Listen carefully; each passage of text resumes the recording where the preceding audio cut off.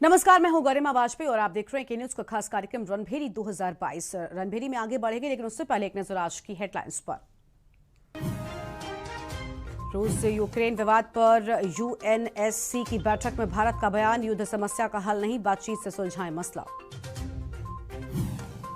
बहराइच में पीएम मोदी और मायावती आमने सामने, प्रशासन ने किए सुरक्षा व्यवस्था के कड़े इंतजाम, पीएम की जनसभा की तैयारी हुई पूरी। सीएम योगी आदित्यनाथ का चुनाव प्रचार, अनायतनगर, मलकीपुर, अयोध्या में सीएम योगी की जनसभा। यूपी दौरे पर दिल्ली सीएम केजरीवाल, संत कबीर नगर में जनसभा का संबोधन, आप प्रत्याशियों के लिए वोट की appeal. Delhi deputy CM Manish Sisodia का गोंडा दौरा, आज आप प्रत्याशियों के पक्ष में वोट की अपील।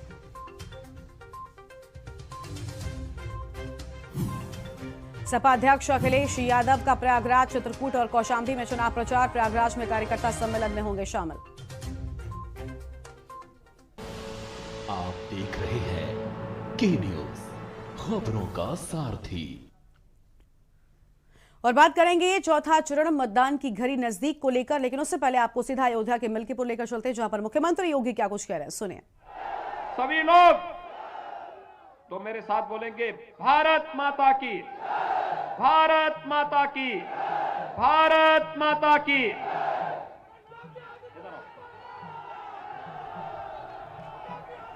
तो अयोध्या से मुख्यमंत्री योगी आदित्यनाथ को आप सुन रहे थे, जहां पर अयोध्या के मलकीपुर में सीएम योगी आदित्यनाथ की चुनावी जनसभा बुलाई गई थी और अयोध्या पहुंचे हुए उत्तर प्रदेश के मुख्यमंत्री योगी आदित्यनाथ यहां पर कई बड़ी बातें कहते हुए वो नजर आए हैं।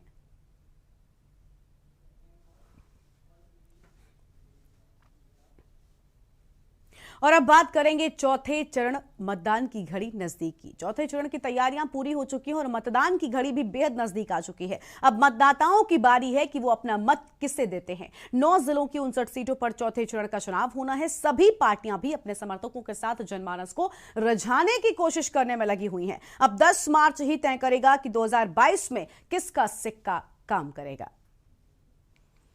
तो चौथा चरण है और मतदान की घड़ी बेहद नजदीक आ गई है। यूपी में चौथे चरण में 9 जिलों की सीटों पर मतदान हो रहा है। वो कौन से जिले हैं और सीटें हैं, एक बार इसे भी जान लेते हैं। ग्राफिक्स के जरिए आपको हम बड़ी बातें बताएंगे चौथे चरण की, जहां पर 23 फरवरी को मतदान होना है और चौथे चरण का रण सज कर तैयार हो चुका है। ये बड़ी बातें आपको हम ग्राफिक्स के जरिए बता रहे हैं, जहां पर 23 फरवरी को चौथे चरण के तहत मतदान होना है। पीलीभीत, लखीमपुर खीरी में वोटिंग होगी, यानी कल 23 फरवरी को चौथे चरण के तहत 9 जिलों की सीटों पर वोटिंग हो रही है। पीलीभीत, लखीमपुर खीरी में वोट डाले जाएंगे। सीतापुर, हरदोई में भी मतदान कल होगा। ये बड़ी जानकारी आपको हम बता रहे हैं। सीतापुर और हरदोई में भी मतदान कल होगा।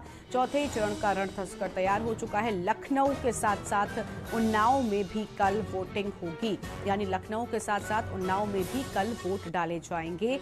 और रायबरेली, फतेहपुर, बांदा जिले भी इसमें शामिल बताए जा रहे हैं, यानी इन सभी जगहों पर वोटिंग होगी। रायबरेली, फतेहपुर और बांदा जिले में भी इसमें शामिल हैं। 23 फरवरी को मतदान होना यहां पर संभावित है। 23 फरवरी यानी कि कल चौथे चरण का रण सजकर तैयार हो चुका है। कल मतदान होने हैं और चौथे चरण में 624 प्रत्याशियों की किस्मत का फैसला ईवीएम में कैद हो जाएगा। पीलीभीत, लखीमपुर खीरी भी इसी में शामिल है, यानी ये सभी बड़ी सीटें हैं जिन पर मतदान होना है। सीतापुर, हरदोई, यहाँ पर भी मतदान होना है और ग्राफिक्स के जरिए ये बड़ी बातें आपको हम बता रहे हैं, जहां पर चौथे चरण में 9 जिलों की कुल सीटों पर मतदान होना है। पीलीभीत, बरखेड़ा, पूरनपुर, बीसलपुर में भी कल वोटिंग होनी है। बलिया, निघासन, गोला गोकरण, नाथ में भी वोटिंग होगी। 23 फरवरी को मतदान होगा। चौथे चरण का रण सजकर तैयार हो चुका है। 23 फरवरी को मतदान होना प्रस्तावित है।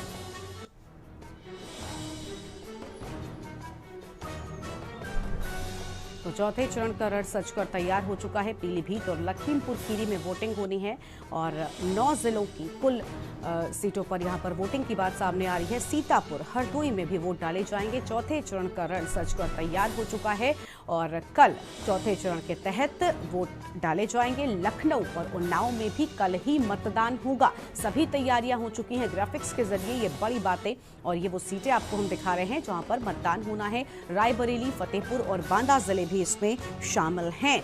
तो रायबरेली, फतेहपुर और बांदा जिले में भी वोटिंग होगी। चौथे चरण का रण सजकर तैयार हो चुका है। ये अहम खबर आपको हम बता रहे हैं। और इस चरण में कई दिग्गजों की साख भी दांव पर लगी हुई है। देखना होगा कि आखिर सभी पार्टियों की मेहनत कितना रंग लाती है और 10 मार्च को ये तस्वीर पूरी तरह से स्पष्ट हो जाएगी, ये तस्वीर साफ हो जाएगी। तो चौथे चरण का रण तैयार हो चुका है। ये बड़ी खबर आपको हम बता रहे हैं और ग्राफिक्स के जरिए ये बड़ी बातें आपकी टीवी स्क्रीन पर, जहां चौथे चरण के तहत यानी कि 23 फरवरी को मतदान होगा और सभी तैयारियां कर ली गई हैं। लखनऊ, उन्नाव में भी मतदान होगा। पीलीभीत, सीतापुर, हरदोई, रायबरेली, लखनऊ, लखीमपुर खीरी, बांदा, फतेहपुर में भी कल वोट डाले जाएंगे, यानी कल मतदान संपन्न होगा और इसकी तैयारियां लगातार प्रशासन की ओर से कर ली गई हैं। ये बड़ी खबर आपको हम बता रहे हैं और चौथे चरण का रण सजकर तैयार हो चुका है।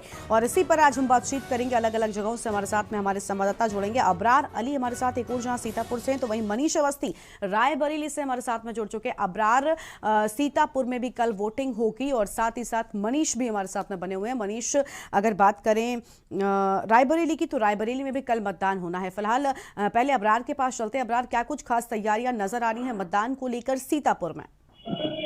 अगर सीतापुर की बात की जाए तो सीतापुर में चौथे चरण में रण पूरी तरीके से तैयार हो चुका है और सीतापुर में 9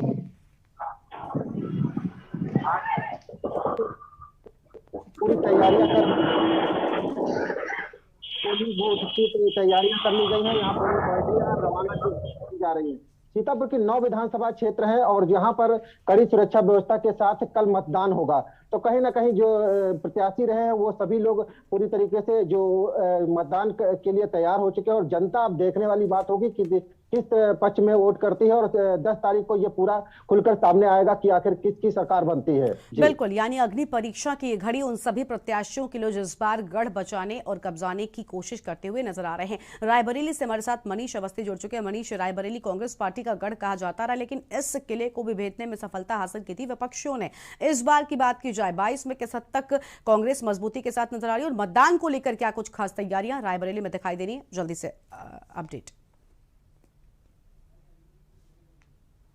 मनीष, आप अपना फोन अनम्यूट करें पहले।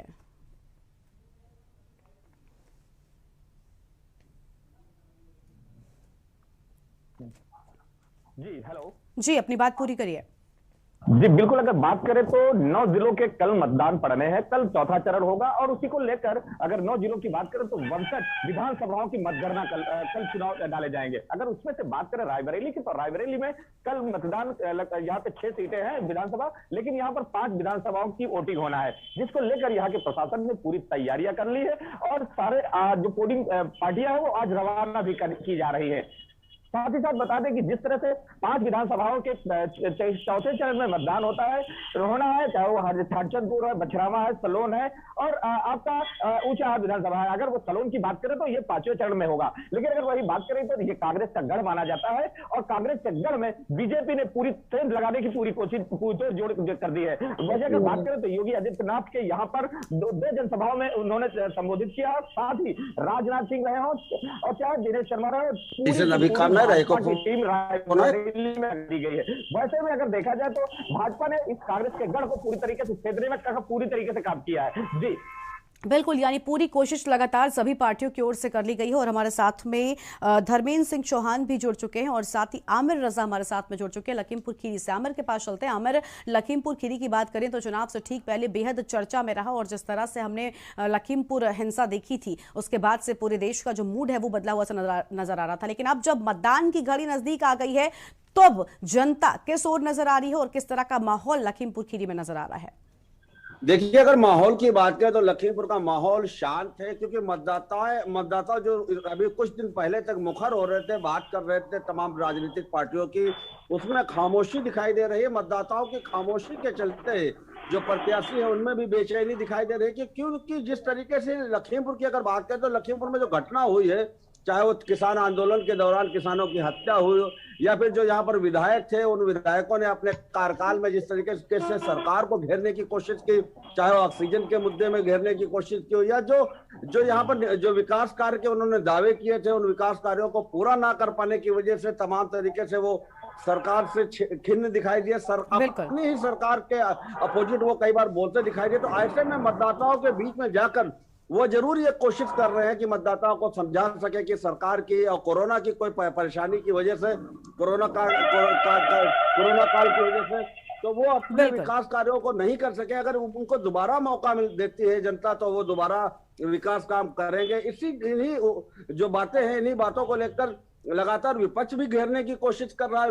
विपक्ष लगातार सरकार की नाकामियों को उठा रहा है, किसान आंदोलन को उठा रहा है, लखीमपुर में जो गन्ना किसानों के भुगतान की समस्या थी उसको उठा रहा है, तमाम स्वास्थ्य के दौरान जो समस्याएं थी उनको उठा रहा था। ऐसे में मतदाता जब आज मतदान होने में मात्र अभी 20 घंटे बाकी है, उस वक्त मतदाताओं में खामोशी दिखाई दे रही है। बिल्कुल, यानी कहीं ना कहीं वोटर जो है वो साइलेंट भले हो, लेकिन उनके दिमाग में हर एक वो मुद्दा जरूर रहेगा जब कल वो अपने मताधिकार का इस्तेमाल करेंगे। हमारे साथ में अनवर रजा बांदा से जुड़ चुके हैं और साथ ही धर्मेंद्र सिंह चौहान हमारे साथ में पीलीभीत से जुड़ चुके हैं। धर्मेंद्र के पास चलते हैं। धर्मेंद्र, पीलीभीत में भी चुनाव से ठीक पहले समीकरण थोड़े से बिगड़ते हुए नजर आए थे, उस वक्त जब स्वामी प्रसाद मौर्य ने भारतीय जनता पार्टी का दामन छोड़ दिया था और समाजवादी पार्टी में वो शामिल हो गए थे। अब जब कल वोटिंग की घड़ी नजदीक आ चुकी है, तब जनता का मूड और जनता का माहौल किस ओर नजर आ रहा है?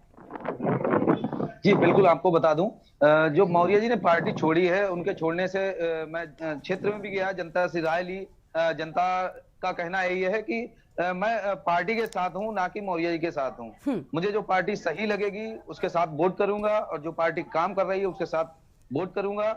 पार्टी अपने मुद्दे, जो जनता है वो अपने मुद्दों को देख रही है कि हमारे लिए किससे लाभ है, किससे लाभ नहीं है, वो ना कि किसी नेता को देख रही है। जो उस नेता को देख रही है जिससे क्षेत्र में जनता है उसको लाभ हो रहा है, उस नेता को चुनना चाह रही है।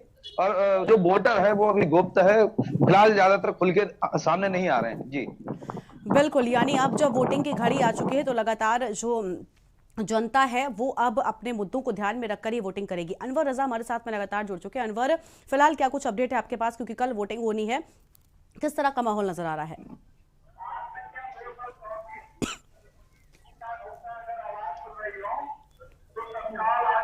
अनवर, आपकी आवाज हम तक नहीं पहुंच रही, अपना फोन अनम्यूट करें।